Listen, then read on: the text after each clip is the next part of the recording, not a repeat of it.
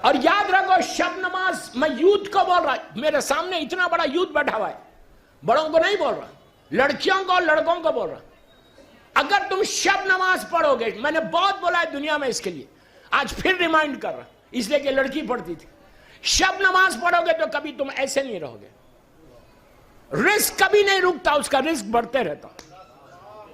अगर तुम्हारी जॉब का प्रॉब्लम है, बिजनेस का प्रॉब्लम है, कोई आगे नहीं बढ़ रहा, कोई प्रॉब्लम है, रिस्क का प्रॉब्लम है, अगर कोई नमाज शब पढ़ता और ये बोलता कि मेरे रिस्क का प्रॉब्लम है, तो मासूम इमाम बोल रहे वो काजिब है, झूठा है, हो ही नहीं सकता। इतना फायदे वाली नमाज है ये। और ये नमाज 11 रकअत है, आप 3 रकअत पढ़ो, मैं कोई फतवा नहीं दे रहा, हमारे मुज्तहिदीन ने इजाजत दी। स्टार्ट तो करो, मैं यूथ को बता, आज की रात से स्टार्ट करो। 3 रकअत शब जुमा है ना, 2 रकअत शिफा पढ़ो, 1 रकअत वितर पढ़ो बस। और यह जरूरी भी नहीं है कि तुम 12 बजे के बाद पढ़ो, रात में 9 बजे दिल्ली में सो जाते, 9 बजे पढ़ लो। अब इससे ज्यादा क्या होगा? मेरे जुमले कौन से सुनो, before you go to bed, बिस्तर पे जाने से पहले 10 मिनट पहले नमाज पढ़ो, जाके सो जाओ। यह नमाज तुम्हारे रिस्क के दरवाजों को खोलती, यह नमाज तुमको परेशानियों से दूर करती है, यह नमाज तुमको अल्लाह की बारगाह में करीब करती है। यह नमाज के लिए 40 फायदे में गिना सकता आपको कि क्या क्या फायदा होता। तुम्हारा चेहरा रोशन हो जाता, यह नमाज पढ़ने वाला परेशान नहीं रहता। यह नमाज, अगर किसी हस्बैंड एंड वाइफ में प्रॉब्लम है तो वाइफ पढ़े या हस्बैंड पढ़े, नमाज शब पढ़े। अगर औलाद नहीं हो रही, औलाद, अगर बेटा चाहते हो तो नमाज शब पढ़ो। आप बोलेंगे नमाज शब से बेटा कैसे मिलेगा? इसलिए कि इमाम अली ने, मेरे मौला ने, मौला अब्बास को नमाज शब में मांगा।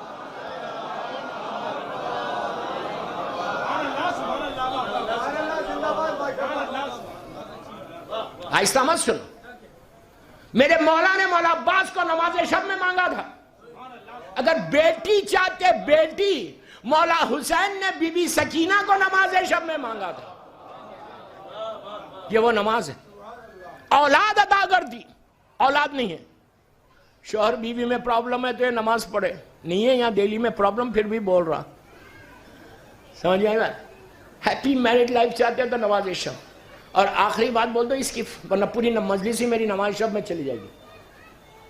सोने से पहले पढ़ लो, 9 बजे पढ़ लो। लड़की का रिश्ता नहीं आ रहा तो वो नमाज शब पढ़े, 40 दिन के अंदर बेहतरीन रिश्ता आता। अब ये नहीं बोलना कि रिश्ता अच्छा आया तो मुझे मॉडर्न चाहिए, बड़े बाल चाहिए, जेल वाला चाहिए, क्लीन शेव चाहिए, ये डिमांड मत करो। ये दुआ करो कि अली वाला चाहिए।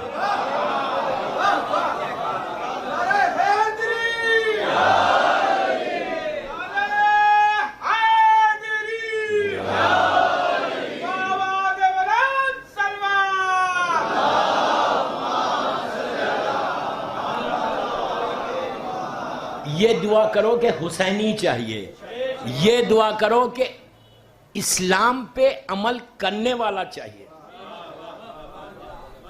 इसलिए उसके बाद लड़के के लिए भी यही बोल रहा कि अगर तुमको रिश्ता नहीं आ रहा, इसलिए कि आजकल ये भी बोला जाता मौलाना लड़की के साथ लड़के के लिए भी दुआ करो। अगर लड़के को भी अच्छी लड़की चाहिए तो नमाज शब पढ़े, फिर दुआ यह करे कि मुझे कनीज़े बीबी ज़हरा दिला। बेहिजाबी नहीं चाहिए, हिजाबी चाहिए। मुझे पता है खामोश हो गए नहीं। लड़की को हिजाबी लड़की को मांगो, दीनदार को मांगो। ग्लैमर, लड़कों को बोल रहा ग्लैमर के पीछे मत जाओ, हुस्न के पीछे मत जाओ। मौला अली से पूछा गया कि मौला किस लड़की से शादी करना। इमाम अली से लड़कों ने, बैचलर्स ने आके पूछा कि मौला किस लड़की से शादी करना। तो इमाम अली ने कहा कि लड़की में 2 चीजें कभी नहीं देखना। क्या नहीं देखना? उसका हुस्न और उसका पैसा।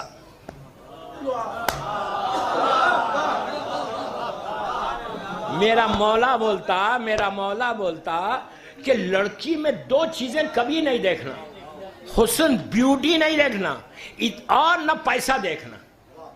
और आज वही 2 चीजें देखी जाती। मर्द लड़का अपने आप को नहीं देखता कि मैं कैसा काला पीला हूं, बीवी खूबसूरत हो, ये हमारी फिक्र है, लड़कों की है। दिल्ली के लड़के नहीं, वरना नाराज हो जाएंगे। मैं एक जनरल बात कर रहा, तो ये फिक्र नहीं है, अपने आप को नहीं देख रहे कि व्हाट आर यू। एने में देख लो यार कभी, तुम क्या हो? बीवी खूबसूरत हो। खूबसूरत लड़की से शादी करने के लिए मना नहीं किया गया, वो तुम्हारी किस्मत है। लड़की का हुस्न चेहरे से नहीं होता। मौला अली से पूछ रहे का रावी पूछ रहा, बैचलर्स पूछ रहे, जवान पूछ रहे कि मौला ये बताओ कि किस लड़की से शादी करना। अली ने कहा कि दो चीजें कभी नहीं देखना, हुस्न नहीं देखना, पैसा नहीं देखना। आज ये दोनों चीजें हम देखते हैं कि पैसे वाली लड़की है तो मेरे हालात सही हो जाएंगे। बाबा काम करो, बीवी के पैसे पे मत रहो।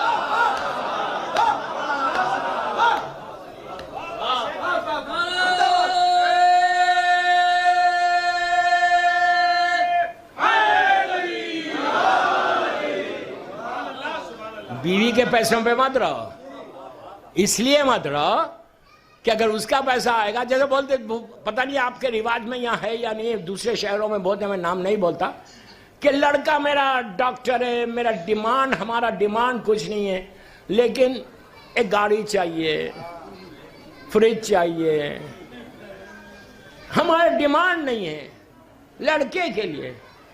याद रखो, अगर वो देके देके देके देके आएगी ना, फिर डिक्टेशन देगी तुमको। क्या बोल रहा मैं, डिक्टेशन देगी फिर तुमको।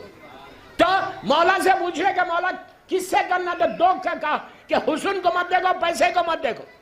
जितने बैचलर्स थे जो अली से पूछ रहे थे वो खामोश हो गए, कहने लगे मौला क्यों, वाई।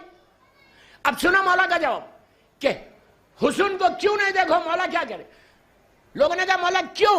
इमाम ने कहा कि ये दोनों चीजें फना होने वाली है। क्या बोल रहे, क्या बोल रहे? मेरा मौला बोलता दोनों चीजें फना होने वाली हैं। आज हसीन है, कल खत्म हो जाएगा हुस्न। आज पैसा है, कल पैसा खत्म हो जाएगा। कहा फिर देखें क्या, तो कहा नस्ली तहारत और तकवे को देखो।